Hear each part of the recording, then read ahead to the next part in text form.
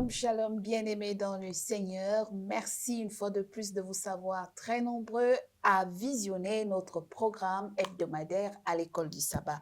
À l'école du sabbat, c'est sur votre chaîne préférée, la PPT TV. Chaque semaine, nous étudions au travers de cette émission un guide moniteur trimestriel qui nous permet d'aborder différents thèmes bibliques à travers ce guide trimestriel. Et comme nous l'avions appris ensemble depuis quelques mois, nous étudions le moniteur du 4e trimestre de l'an 2024 et c'est le dernier moniteur de l'année.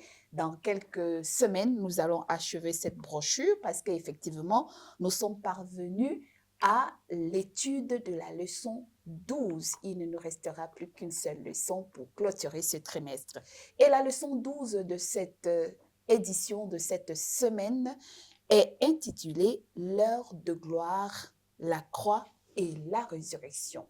Leçon 12, 4e trimestre 2024, l'heure de gloire, la croix et la résurrection. Avant de revenir de bout en bout sur les différentes leçons qui ont été développées tout au long de cette semaine, nous allons dire bonjour à nos deux panélistes habitués de ce plateau. Tout d'abord, le frère Janvier, bonjour. Bonjour, bonjour madame. Ça va bien? Oui, Dieu fait grâce. D'accord. Oui. Et toujours à ma gauche, le frère Innocent. Bonjour Innocent. Bonjour Florence. Tout va bien, j'espère. Par la grâce de Dieu. Voilà. Mesdames et messieurs, vous l'avez compris. Donc, pendant que vous nous suivez, nous allons demander au frère Innocent de nous unir dans la prière. Prions. Notre Dieu, notre Père, nous voulons te louer, te magnifier parce que tu vas encore une fois nous parler. Enseigne-nous au travers cette leçon. Enseigne nos téléspectateurs que cette leçon transforme notre vie quotidienne. Que ça nous rapproche plus près de toi au nom de Jésus. Amen. Amen. 4e trimestre de l'année 2024, nous sommes en train d'achever la brochure de ce trimestre avec la leçon 12, comme je le disais à l'entame. Donc, le titre est « L'heure de gloire, la croix et la résurrection ». Le verset à mémoriser nous est tiré du livre de Jean. N'oublions pas que le grand thème, la grande thématique de ce trimestre était justement les thèmes d'études sur l'évangile selon l'apôtre Jean. Nous sommes dans Jean, le chapitre 18, le verset 37. La version de la traduction Louis II nous dit ceci. Pilate lui dit, « Tu es donc roi ?» Jésus répondit, « Tu le dis, je suis roi. Je suis né et je suis venu dans le monde pour rendre témoignage à la vérité.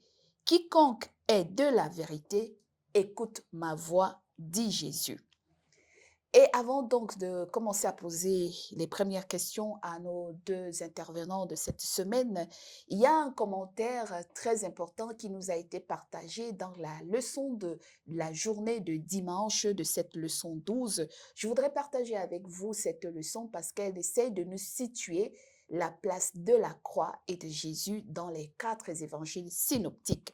On nous dit que les 4 évangiles présentent la mort de Jésus de différentes manières. Bien que leur récit soit compatible, chaque auteur met l'accent sur des points clés qui résonnent particulièrement avec les thèmes de son évangile. Matthieu, par exemple, met l'accent sur l'accomplissement des Écritures. Marc souligne le parallèle entre le baptême de Jésus et la croix, et Luc se focalise sur la croix en tant que guérison et salut. Donc, nous avons par exemple l'histoire du voleur sur la croix. Et puis, on nous dit que l'évangile de Jean, cependant, présente la croix comme l'intronisation de Jésus, particulièrement liée à l'idée de l'heure qui est mentionnée à de nombreuses reprises tout au long du livre de Jean. L'heure de gloire, la croix, la résurrection. Ma première question va donc comme ça à l'endroit du frère Innocent. Dans l'Évangile et particulièrement dans cette leçon 12, on nous présente la rencontre de Jésus et de Pilate. les chefs religieux, parce que n'oublions pas que nous sommes dans la séquence du livre de gloire et c'est la semaine de la Passion. Nous sommes pratiquement dans la dernière semaine de Jésus avant sa mort. La semaine dernière, nous avons étudié son discours de revoir dans Jean 17, où il dit il prépare ses apôtres qu'il va bientôt être livré et crucifié. Maintenant, dans le cheminement de sa condamnation, les chefs religieux vont décider de le livrer au pouvoir de Rome. Et justement, le gouverneur de la province était Pilate.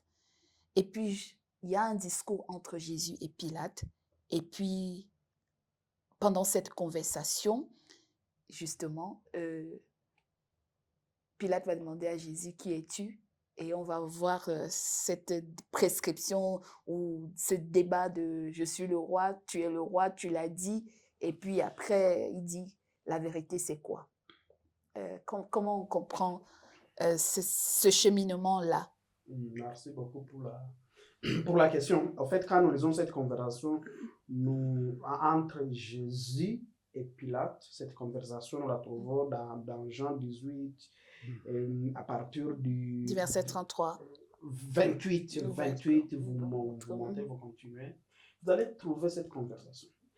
Mais on voit la conversation, on voit Pilate qui demande Jésus, mais pourquoi ces gens t'ont amené ici?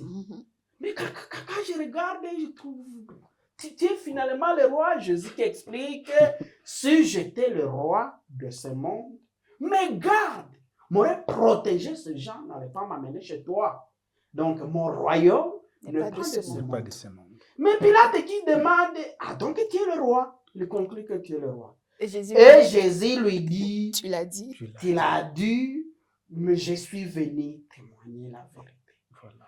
Et Pilate, ce qui m'intrigue dans cette leçon, Pilate qui demande, c'est quoi la vérité?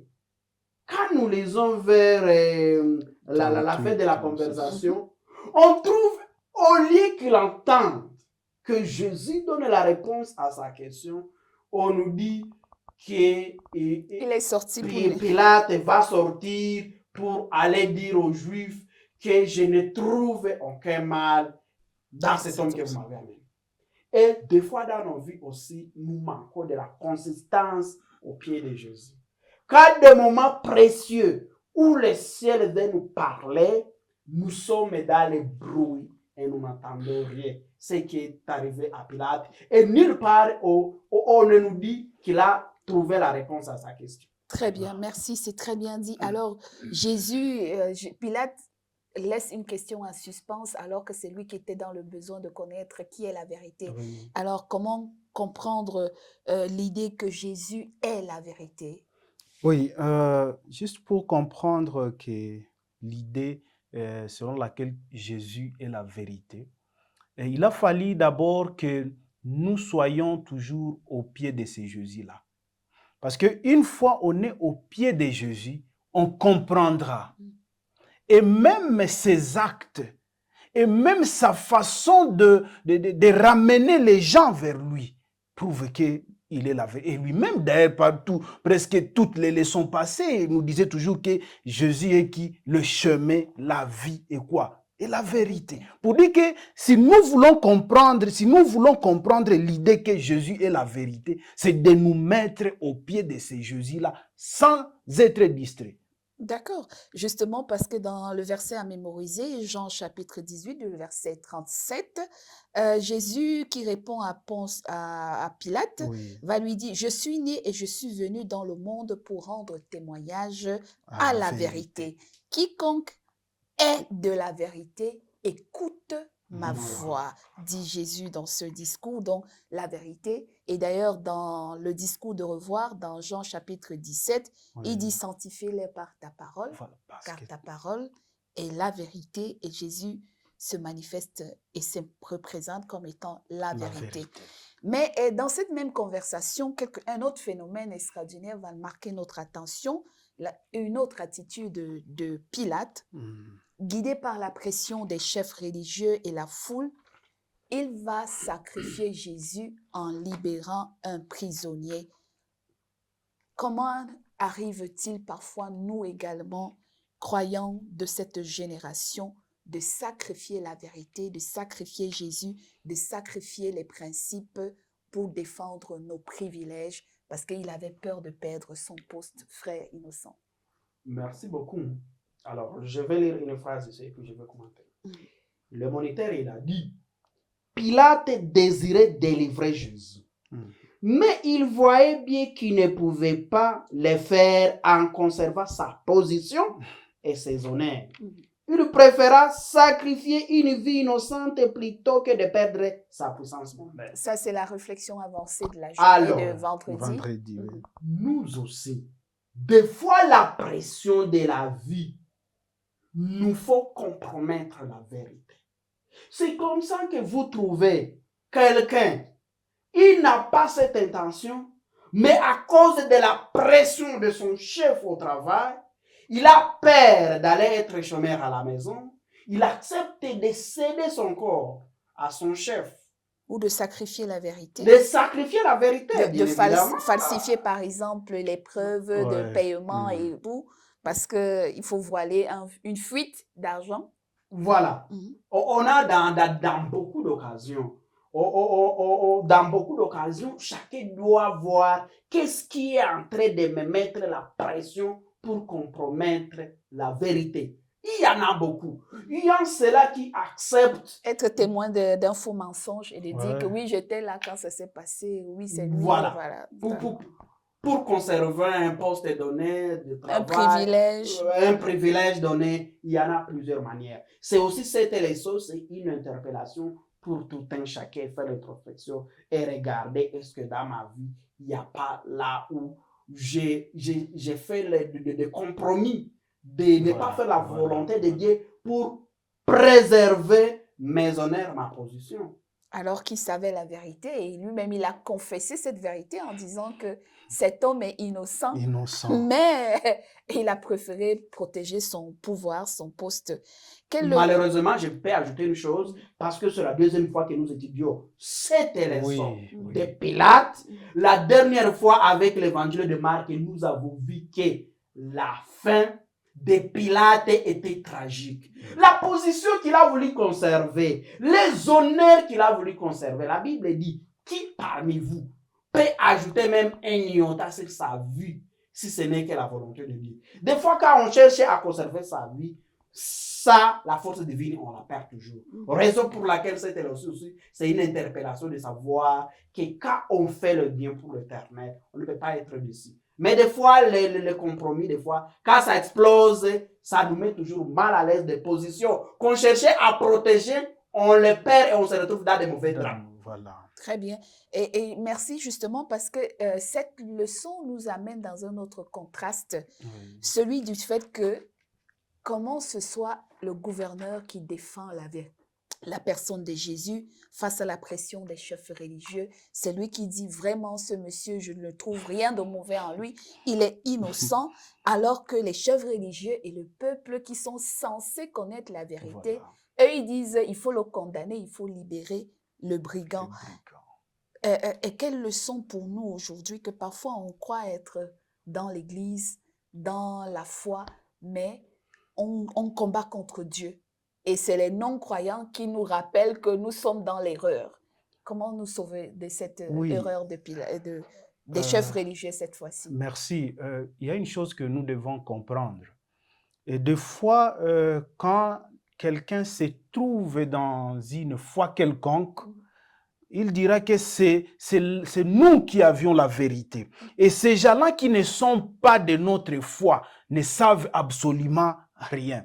Et lorsque la personne-là viendra nous montrer qu'il a fallu que vous fassiez comme ça, qu'est-ce que nous allons dire? On dit que celui-ci n'a pas notre... Il ne peut pas nous enseigner. Il ne peut pas nous enseigner parce qu'il n'est pas d'eux. Imaginez-vous le gouverneur lui-même qui va témoigner. Il va aller plus loin parce que c'est lui qui va insister qu'on marque sur Eh l'écritoire bien, voilà. que roi de Jésus de Nazareth, roi des Juifs, alors que les Juifs, eux, ils ne voulaient pas le reconnaître comme Bien, leur et roi. même les sacrificateurs qui disaient à Pilate de ne pas mettre ça là-bas. Pilate va dire, je veux mettre Que nous ça n'avons là-bas. pas d'autre roi que César. Pourquoi? Vraiment, ne mets pas. Il dit, je vais mettre. Et jusqu'à la croix, ce message est resté accroché. Et pour dire quoi? Pour dire que lorsque nous qui avions la vérité, ce n'est pas à dire que même si l'on a la vérité, on n'a pas besoin d'une autre personne pour nous orienter. Donc Dieu peut se servir de... Dieu peut se servir d'une autre personne pour venir nous enseigner. Oui, nous l'avons vu dans plus des histoires de la Bible. Dieu a utilisé des païens pour venir recadrer son peuple. Mais si ce peuple-là négligeait ces païens, comprenez qu'est-ce qui pourrait être la suite. Pour dire que nous qui sommes dans la vérité, vivons cette vérité d'abord. Et quand nous vivons cette vérité, cherchons encore à comprendre, à avoir plus auprès peut-être de ceux qui ne sont pas de notre foi. Et ça sera peut-être aussi le moment de qu'ils soient aussi évangélisés. D'accord. Donc, frère Innocent, on peut s'ouvrir à l'écoute et au discernement. Dieu peut utiliser un non-croyant pour nous ramener dans le chemin de la vérité.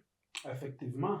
Mais il faudrait qu'on ait aussi un esprit De d'humilité. Oui, merci. Tu vois quelqu'un comme David, lorsque Nathan vient lui parler, lorsqu'il avait mis des histoires avec la femme d'Uri, mais avec l'esprit d'humilité, David a confessé. Deux fois, les chefs religieux, cet esprit d'humilité, de penser qu'ils peuvent être orientés par un chrétien lambda, un membre lambda. Il faut que ça vienne vraiment du Tout-Puissant, parce que des fois, on n'en a pas. Voilà, et vraiment, il y a un autre aspect que la leçon a soulevé, l'expression qu'utilise Jésus, tout est accompli. Qu'est-ce qu'on retient de ce message? La phrase seulement, tout est accompli, frère Innocent. Bon, Père, et te dire tout simplement que Jésus était venu pour une mission, de sauver l'humanité telle que c'était prévu dans la parole de Dieu en Ésaïe. Et sur la croix, c'était une victoire totale. La mission à laquelle on lui avait confiée venait d'être accomplie. La bataille était gagnée. Satan venait de perdre. Voilà un peu de mots, c'est que ça signifiait tout est accompli. Et puis on va regarder Jésus quand même avant de mourir qui dit à Jean, voilà ta mère, et puis femme, voilà ton fils.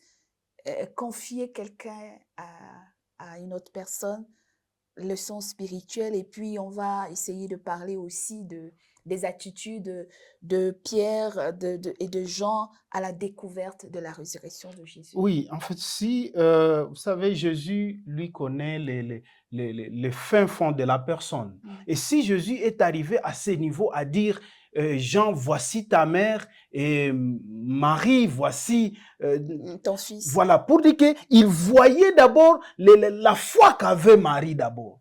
Et cette fois-ci, c'était sa mère. Et voilà. On suppose qu'elle était déjà veuve. Et voilà. Peut-être aussi, c'était aussi une façon de vouloir aussi calmer quelque part la tension de Marie. Mais revenons un peu, je vais un peu de revenir alors sur l'histoire de ces trois personnes, la résurrection. Il y a premièrement Marie qui arrive, Marie de Magdala qui arrive au tombeau. Il retrouve que le tombeau est vide. Et quand il retrouve que le tombeau est vide, il a fallu qu'il retourne pour aller dire aux autres. Mais voilà encore, elle va encore revenir. Mais je voulais que nous puissions avoir une leçon là-bas. Quand Marie de Magdala résiste, il faut que je puisse voir réellement où est-ce qu'on a amené notre maître. Et cette façon d'insister a poussé à ce que le ciel puisse répondre immédiatement à sa préoccupation. Et Jésus lui-même alors va juste se révéler devant Marie Magdala. Pour dire quoi? Des fois, nous chrétiens, on a aussi un problème. Lorsque nous sommes en train de demander à Jésus quelque chose, des fois, nous nous fatiguons parce que peut-être la chose n'arrive pas. Et le fait que nous nous fatiguons, lorsque nous sommes déjà à la fin de notre souffle, peut-être c'était alors le temps où il fallait alors qu'on réponde. C'est-à-dire, nous devons aussi insister. Si nous voulons avoir quelque chose de Jésus, insistons. Et souvenez-vous de cette femme même qui était en train d'opportuner les juges. Le juge a dit, bon, même si je ne suis pas quand même, je n'ai pas même sa foi, mais quand même cette femme m'a opportuné, Ouais. laisse-moi donner. Pour dire que nous devons aussi insister. Si nous voulons avoir quelque chose de Jésus, par nos prières, insistons. Très bien. Insistons jusqu'à ce que Nous Christ répondre. réponde. Alors, frère Innocent, avant de finir avec la dernière question sur la gloire de la résurrection et la croix et l'espérance chrétienne, oui, le sont Jean, Pierre, Marie, les trois qui découvrent Bon. le tombeau est vide, mais Marie va rester Oui. jusqu'à voir Jésus se révéler à elle. Quand on regarde la façon de la construction du frère Janvier, on trouve Marie de Magdala, qui arrive très tôt le matin quand il faisait encore sombre. Il trouve le tombeau et vide, il rentre pour informer Jean, le disciple et les autres. Il vient avec Pierre, avec Jean. Pierre et Jean, il faut l'inspection du tombeau, l'inspection superficielle, où sont les linges. Les linges sont bien rangés. Est-ce que les gens qui peuvent venir piller, ils peuvent avoir l'état de ranger, de bien plier les linges? Probablement, bon, il est ressuscité parce qu'on ne comprend pas comment les gens qui viennent piller le corps, mais ceux-là qui viennent piller aussi, ils doivent piller les choses de valeur. Est-ce qu'on peut piller le corps qui commence à sentir mauvais? Juste superficiel et puis ils sont partis. Mais on voit l'insistance de Marie de Magdala, qui est revenue pour la deuxième fois. Quand les autres partent, elle reste là-bas. Elle a besoin d'avoir une réponse. Et effectivement, avec cette insistance, comme le frère Jean-Michel l'a dit, elle a trouvé une réponse à sa question, à sa requête. Voilà. Puisse Dieu aussi nous révéler. La Bible dit qu'Élie était un homme comme nous. Il priait avec insistance. La pluie s'arrêta pendant 3 ans et demi. Il priait avec insistance. La pluie revient. Puisse nous aussi avoir cette culture comme Marie de Magdala, d'insister, comme le frère Janvier l'a dit, lorsque nous adressons nos requêtes à Dieu, lorsque nous avons besoin d'avoir une réponse sur un verset que nous ne comprenons pas, sur un passage biblique que nous ne comprenons pas, Dieu est disposé pour nous révéler, pour nous donner des réponses, si nous ne sommes pas superficiels. Très bien, merci. Donc, la croix et la gloire, la résurrection, un tournant décisif pour rendre gloire la manifestation. Sans résurrection, sans la croix, est-ce que notre espérance chrétienne serait importante aujourd'hui? En quelques mots, frère. Oui, sans la croix et sans la résurrection, notre espérance allait être vaine. Parce que nous devons savoir que c'est à travers c'est à travers la croix et la résurrection que Christ alors va juste alors répondre ou va exécuter la promesse de son Père avec Jean chapitre 3 verset 16. C'est de là que nous avons reçu ce que Dieu voulait que nous puissions recevoir auprès de son Fils. Merci. Donc, frère, pour finir, frère Innocent, c'était la mort la plus humiliante dans l'Empire romain, être tué par la crucifixion, mais Jean nous dit que c'était la manifestation profonde de la gloire de Dieu, la croix de Jésus, et qui a finalement abouti à la résurrection. Quel message retenir? C'est effectivement, sans des fois les choses de Dieu sont une folie pour les païens. Parce qu'à cette époque, la mort sur la croix, c'était une mort honteuse, c'était une ignominie. Mais on trouve que cette mort de Jésus est différente d'autres morts à la croix. C'est une mort glorieuse parce que ça porte l'espérance de toute l'humanité. Merci. Vous l'aviez compris, nous avons pratiquement achevé l'étude de cette leçon 12 qui nous a rappelé les principes de l'espérance chrétienne à travers la croix de Jésus, tout est accompli. Leçon 12, nous rappelions, lors de la gloire, la croix et la résurrection. Jésus a véritablement tout accompli sur la croix parce que en lisant les promesses faites dans l'Ancien Testament, particulièrement sur les circonstances de la mort de Jésus, pourquoi a-t-il fallu que Jésus meure uniquement sur la croix et non par noyade, et non par fusillade, et non par je ne sais quoi, par maladie, mais pourquoi fallait-il que ce soit seulement par la croix, comme disait le frère Innocent, Oui. la mort la plus humiliante à l'époque romaine et juive, c'était tout simplement parce qu'il fallait qu'il accomplisse tout ce qui avait été dit et annoncé par les prophètes. Voilà. Justement, le prophète Zacharie, dans le chapitre 12, nous fait savoir qu'il fallait que Jésus soit percé quelque part. Zacharie, chapitre 12, le verset 10 nous dit « Alors je répandrai sur la maison de David et sur les habitants de Jérusalem un esprit de grâce et de supplication, et ils tourneront les regards vers moi, celui qu'ils ont percé. Ils pleureront sur lui comme on pleure sur un fils unique. » Et justement, l'apôtre Jean, dans son évangile, le chapitre 3, nous dira que car Dieu a tant aimé le monde qu'il a envoyé qui? Son Fils unique. unique. Et Jésus a été percé sur la croix et l'écriteau qu'il annonçait comme le roi des Juifs va s'accomplir. Voilà. Et même le faire boire du vinaigre avant son expiration, c'était toujours les événements de l'accomplissement de la prophétie. La mort donc de Jésus a tout accompli sur la croix et sa résurrection nous montre que même s'il nous arrivait de mourir, la résurrection de Jésus est la promesse de l'espérance de notre foi en lui. Il sera capable de nous ressusciter de notre sommeil. Que le Seigneur nous bénisse dans cette espérance, sachant que c'est les signes de gloire de notre espérance chrétienne. Nous allons demander au frère Janvier de nous bénir par la prière. Du haut des cieux, notre Père, merci pour cette révélation. Permets, ô Dieu, que cette révélation soit une orientation encore sur cette vie ici sur terre pour que nous puissions te rejoindre, ô Dieu. Accorde à nous l'humilité de comprendre ta parole et de chercher à te connaître tout en nous mettant sur tes pieds, ô Dieu. Parce que c'est auprès de toi où il y a la vie, c'est auprès de toi où il y a la vérité, c'est auprès de toi où il y a la vie éternelle que nous cherchons. Que cela reste notre espérance jusqu'à ce que tu viendras au nom de Jésus. Amen. Amen.